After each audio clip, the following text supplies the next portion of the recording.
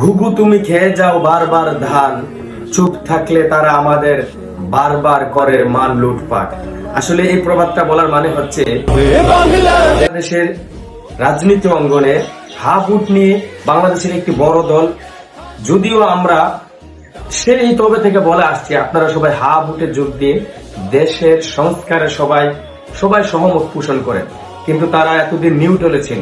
মানুষকে আসলে বুঝতে তারা ততটা সহজ করে দিয়েছে, এতটা সময় নিয়ে মানুষ আসলে এখন বোঝার বাকি নেই তারা আসলে কার প্রেসক্রিপশনে চলতেছে। সাম্প্রতিক গতকাল বাংলাদেশ জাতীয়তাবাদী দলের চেয়ারম্যান তারেক রহমান হাবুটে যোগদান করে, হাবুটে সমর্থন করে সবাইকে হাবুটে যোগ দেওয়ার জন্য বলেছেন।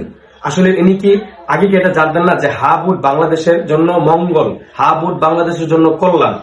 কিন্তু তিনি বোঝা সত্ত্বেও তিনি কার ইঙ্গিতে কার ইশারায় তিনি এতদিন চুপ ছিলেন? আসলে বাংলাদেশ জামায়াতে ইসলামী নির্বাচনী ঘোষণার সেই আগে থেকেই বলে আসছে, আপনারা যেটা আজকে ভাবেন বাংলাদেশ জামায়াতে ইসলামী কয়েক বছর আগে থেকেই সেটা ভেবে নেই, এটা বুঝতে হবে।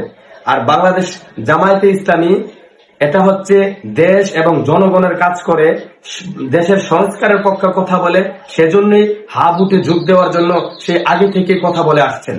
কিন্তু তারেক জিয়া অনেক লেট করে ফেলছেন। সে জায়গা থেকে আমরা যেই বেগম জিয়ার আদর্শ, বিএনপির শহীদ জিয়ার আদর্শ আমরা যেটা তার থেকে প্রত্যাশা করেছিলাম সেটা আমরা পাই নাই।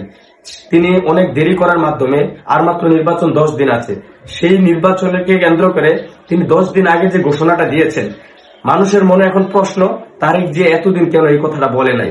তিনি নির্বাচনের মাত্র 1 সপ্তাহ আগে কেন হাবুটে যোগদান করার জন্য সবাইকে আহ্বান করেছেন? এটার মধ্যে একটা প্রশ্ন থেকে যায়। তাই আসুন সবাই দেশ গড়ার শপথ নিন, হাবুটে ভোট দিন।